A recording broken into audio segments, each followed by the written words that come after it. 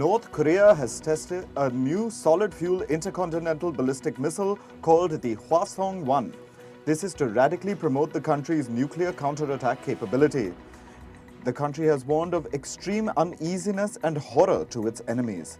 This comes just a day after North Korea fired what appeared to be a new model ballistic missile. It triggered a scare in northern Japan. Norway will expel 15 Russian embassy officials. The country's foreign ministry has said that these officials are intelligence officers operating under the cover of diplomatic positions. The expulsions include a quarter of Russian diplomats currently accredited in Oslo. Earlier this year, Estonia, Austria and the Netherlands also expelled Russian diplomats. The United Nations spokesperson Stefan Dujarric has said that he hopes that Alexei Navalny is given the treatment that he is entitled to. Navalny is a prominent Russian opposition leader who is behind bars.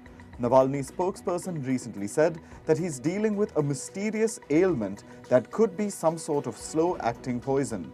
She also said that Navalny has lost 8 kgs in just over 2 weeks. The spokesperson added that in the past, prison doctors treated Navalny by injecting him with a medicine that they refused to identify. Chinese Foreign Minister Qin Gang met his Russian counterpart Sergei Lavrov in the Uzbek city of Samarkand. He said that China is ready to work with Russia to maintain bilateral relations at a high level. Qin also noted that Chinese President Xi Jinping recently paid a successful visit to Russia, which had fruitful results. Lavrov said that Russia firmly supports China in safeguarding its core interests. Brazilian President Luiz Inácio Lula da Silva attended a wreath-laying ceremony in Beijing. It took place under the Monument of People's Heroes in Tiananmen Square. The wreath-laying ceremony is a symbolic gesture often attended by heads of states visiting China. This comes ahead of his meeting with Chinese President Xi Jinping. Lula aims to put Brazil back on the international stage after relative isolation under former President Jair Bolsonaro. Taiwan's President Tsai Ing-wen thanked fighter pilots who scrambled against China's Air Force during its drills around the island nation. Tsai pledged to keep strengthening the country's armed forces. China began military exercises after Tsai returned from a trip to 2 Central American nations and the US. She met with US House Speaker Kevin McCarthy despite China's threats. The Federal Bureau of Investigation has arrested a US Air Force National Guard employee. The arrest has been made over the leak of classified US documents. The Pentagon has called the leaks a deliberate criminal act. Some of the most sensitive details relate to Ukraine's military capabilities and shortcomings. These were part of the leak. The governor of the US state of Florida, Ron DeSantis, has signed a bill that bans most abortions in the state after 6 weeks. The legislation makes exceptions for abortions in cases of rape, incest, and when the mother's life is at serious risk.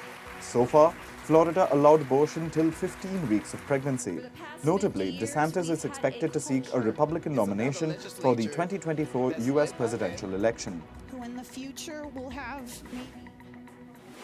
Yesterday, hundreds of migrants made their way to the US-Mexico border. They attempted to turn themselves in to US Border Patrol in a bid to enter the United States. This comes after rumors that the Border Patrol was instructed not to deport people. However, the agency has reiterated that the conditions for crossing into the US remain the same. Migrants at the shared border between Peru and Chile are in limbo. This comes as Peruvian officials stepped up control at the frontier crossing. Migrants have been complaining that they, along with their children, have been waiting without food or water. In March this year, Chile's president said that the government would strengthen border security. This is to reduce the flow of unauthorized immigrants. Protests against pension reform continue in France. Clashes erupted in Paris as protesters marched during the 12th day of the nationwide strike. Riot police fired tear gas and charged at demonstrators to disperse them. Several people have been arrested. The pension reform aims to increase the retirement age in France from 62 to 64 years of age. Indian Prime Minister Narendra Modi spoke to his UK counterpart Rishi Sunak. The two leaders agreed to resolve outstanding issues in the India-UK Free Trade Agreement negotiations. The Indian Prime Minister also raised the issue of security of Indian diplomatic establishments in the UK. He sought strong action against violent protesters. Supporters of Argentina's vice president gathered to throw their weight behind her possible candidacy in the October presidential election. Cristina Fernández de Kirchner is facing a 6-year prison sentence and disqualification from holding public office. She faces corruption charges. Despite being disqualified from public office, Kirchner could still run for president this year as her conviction is not final. 2 police officers have died and 15 have been injured after a bridge collapse in one of Colombia's provinces. Local authorities are investigating what caused it to collapse. The bridge was built in the year 1984. It has reportedly been regularly inspected. The last inspection was carried out 3 months ago.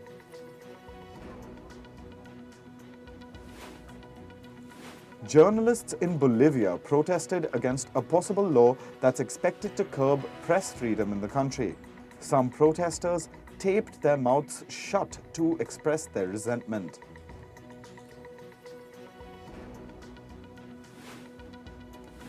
A bus carrying over 30 Israeli tourists in South Korea overturned. 1 tourist has been killed while dozens sustained injuries. The crash happened as the bus rolled backwards while the driver was shifting gears. The exact cause of the crash is under investigation. Torrential rains have drenched much of the greater Miami area in the U.S. state of Florida. Cars have been stranded, schools have been closed, and Fort Lauderdale's airport is shut. The rains have also caused traffic jams. The city of Fort Lauderdale declared a state of emergency. It urged residents to be patient as authorities worked to reopen flooded roads.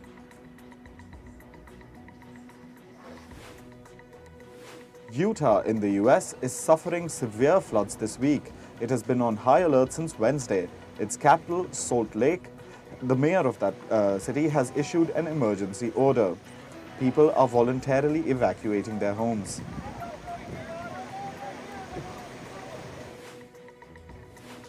Last month, a tornado ripped through one of the poorest states in the U.S., Mississippi. It killed several people and destroyed homes. The survivors are now struggling economically, all while trying to rebuild their destroyed homes.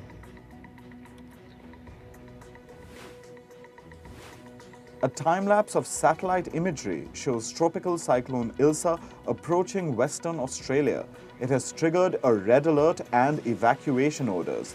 The cyclone gathered strength over the Indian Ocean and Port Hedland. That's one of the world's major iron ore shipping hubs. The Bureau of Meteorology has predicted that the Category 5 storm would bring a severe impact.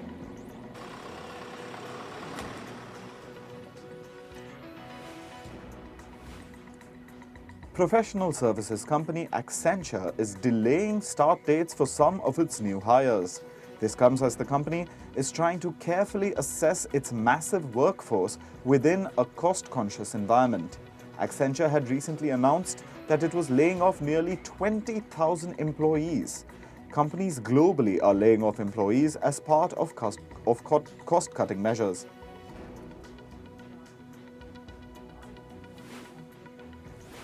European luxury fashion house LVMH, more popularly known as Louis Vuitton, briefly made it to the world's top 10 companies.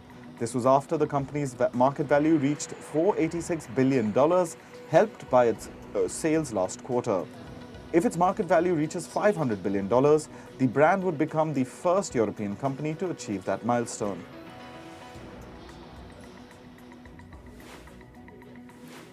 Plane maker Boeing has halted deliveries of some of its 737 MAX aircraft. This comes as the company deals with a new supplier problem. The issue will likely affect a significant number of undelivered 737 MAX airplanes. This could also result in lower deliveries of the model in the near term. Indian Finance Minister Nirmala Sitharaman has said that G20 member nations see the need for global regulations to deal with challenges posed by crypto. The Indian FM has said that any crypto asset that is not backed by a central bank can lead to macroeconomic instability. She's also announced that discussions would take place in September and October to create a roadmap for crypto regulations.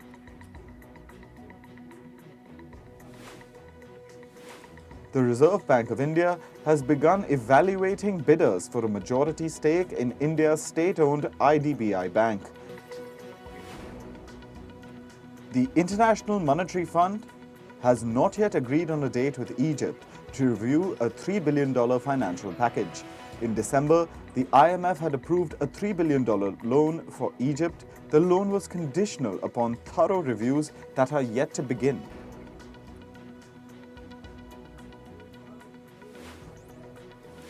Elon Musk has said that users can now monetize their content through subscriptions on Twitter. The content may include anything from long-form text to hours-long video. Users will get all the money that a subscriber pays for their content. This will exclude charges that platforms like Google or iOS levy. However, Twitter said that it will not take a cut for the first 12 months. Amazon's cloud computing unit, Amazon Web Services, has released a suite of technologies. These will help other companies develop their own AI chatbots. AWS is gearing up for a race alongside competitors like Microsoft and Google. Both Microsoft and Google are adding AI chatbots to their search engines. AWS is the world's biggest cloud computing provider. The European Data Protection Board has set up a task force on ChatGPT. The move is directed at creating general and transparent policies for the functioning of AI chatbots. ChatGPT is facing regulatory hurdles globally. Last month, Italy banned the use of the AI-powered tool. Spain has also said that it would investigate potential data breaches by the chatbot. Photoshop maker Adobe will pay $3 million to settle kickback allegations. These allegations include improper payments made to other companies that had contracts with the US government. This was done in order to influence the federal purchase of Adobe's software.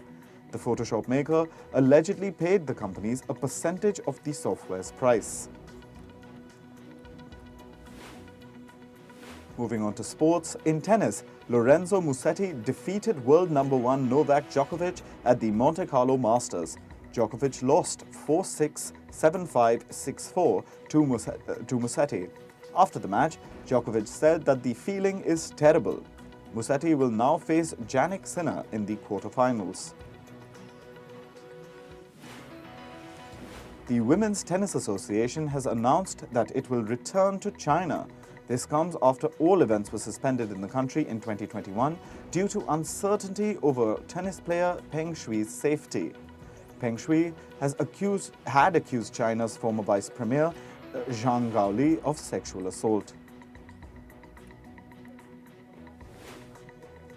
In cricket, the England and Wales Cricket Board has launched a probe into head coach Brendan McCullum's betting advertisements. The former New Zealand captain had joined a betting organisation as an ambassador in January. Later in March, he shared videos promoting the company's betting platform during the Indian Premier League. Rahul Tewatia of Gujarat Titans has recalled his performance after leading his side to a last-over win in the Indian Premier League. Tewatia scored 5 runs off 2 deliveries. Gujarat Titans won the contest with 6 wickets and a ball to spare. Tewatia highlighted how he has been used to a situation like this and that he backed himself and executed the shot. In football now, Manchester United blew a 2-goal lead and handed Sevilla an unlikely lifeline and a 2-all draw. This was during the first leg of their Europa League quarter-final at Old Trafford. United appeared to be striding towards the semi-final. But Malasia's 84th minute goal handed Sevilla a route back into the tie.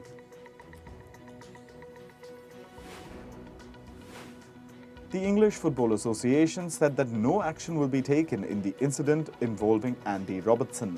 The case refers to an assistant referee, Konstantin Hadzidakis, and his interaction with the Liverpool defender. Robertson had said that the referee hit him. Hadzidakis was suspended from duty while the incident was being investigated.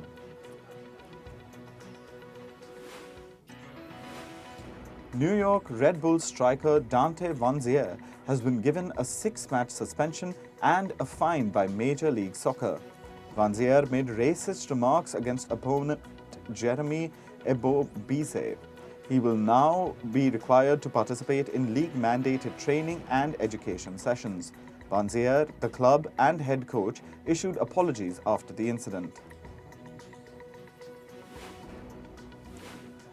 The International Shooting Federation has gone back to the old competition format for the finals.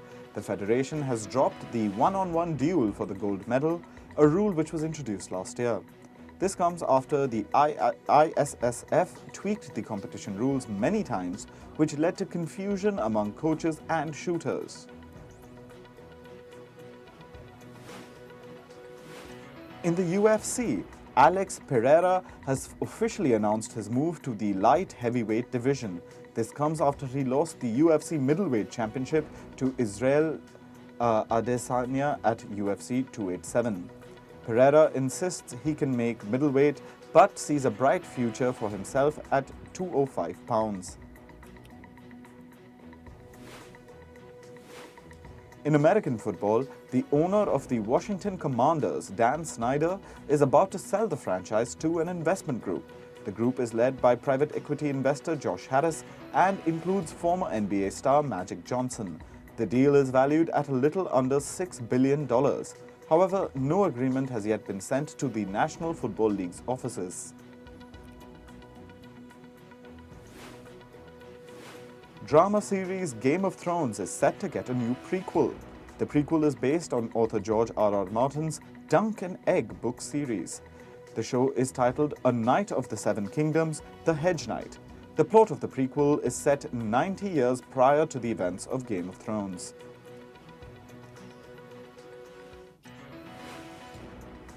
A new spin-off for the popular sitcom The Big Bang Theory is under development. Co-creator Chuck Lorre revealed the plans to create another comedy series from the Big Bang Theory universe. The show will have a new cast with guest appearances by members of the original show. The Big Bang Theory already has one spin-off called Young Sheldon on air.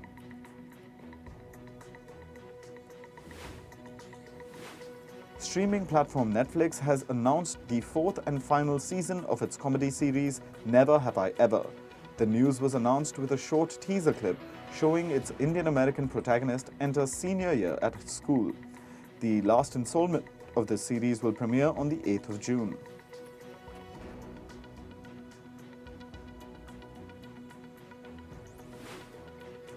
Director Anurag Kashyap's film Kennedy has been selected for the Cannes Film Festival.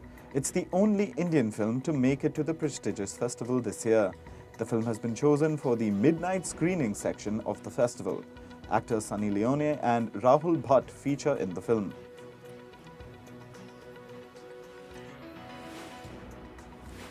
Production has begun for the second season of the thriller series The Tourist.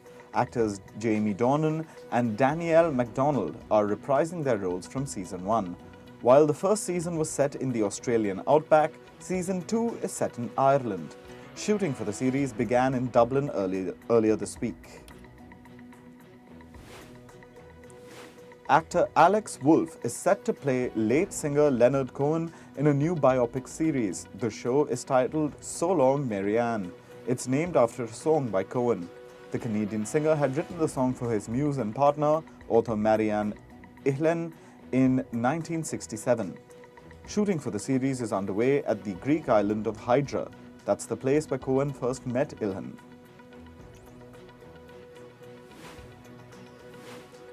Actor Brendan Fraser will be honored at the Greenwich International Film Festival.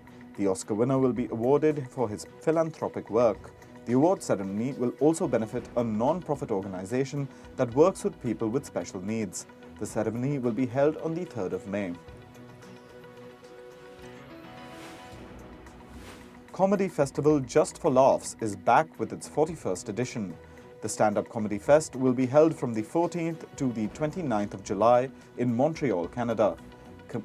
Comedians Ali Wong, Jonathan Van Ness and Anthony Jeselnik will headline the festival.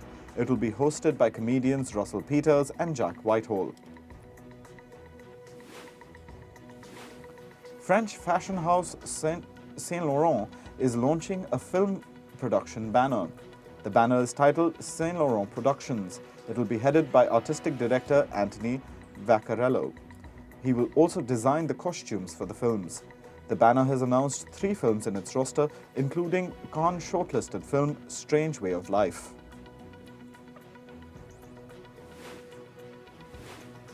South Korean entertainment studio Pinkfong is making its debut in podcasts. A total of 8 podcasts will be offered by the studio. 5 of these podcasts will be in Korean, while 3 will be in English. The studio is best known for creating the Baby Shark franchise.